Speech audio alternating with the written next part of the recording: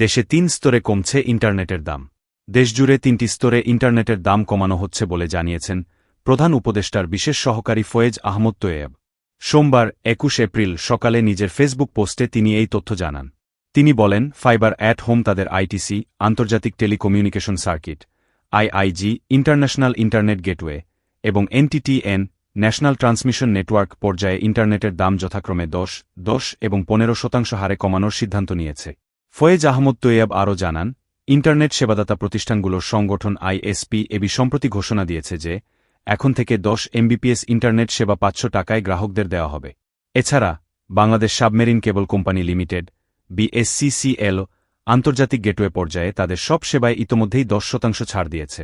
এছাড়া সরকারি mobile operator Teletalk ঈদুল ফিতরের দিন থেকে ১০% ছাড়ে মোবাইল ইন্টারনেট সরবরাহ করছে বলেও তিনি জানান।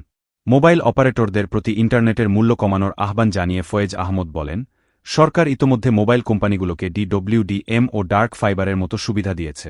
এছাড়াও আন্তর্জাতিক ও জাতীয় স্তরে যৌথ উদ্যোগে পাইকারি ইন্টারনেটের দাম কমানো হয়েছে। তাই বেসরকারি মোবাইল কোম্পানিগুলোর পক্ষে এখন আর দাম না কমানোর কোনো যুক্তিসঙ্গত কারণ নেই। তিনি আশাবাদ ব্যক্ত করেন, চলমান মূল্যস্ফীতির প্রেক্ষাপটে মোবাইল ইন্টারনেটের দাম কমানো হলে জনগণের ওপর আর্থিক চাপ কিছুটা লাঘব হবে।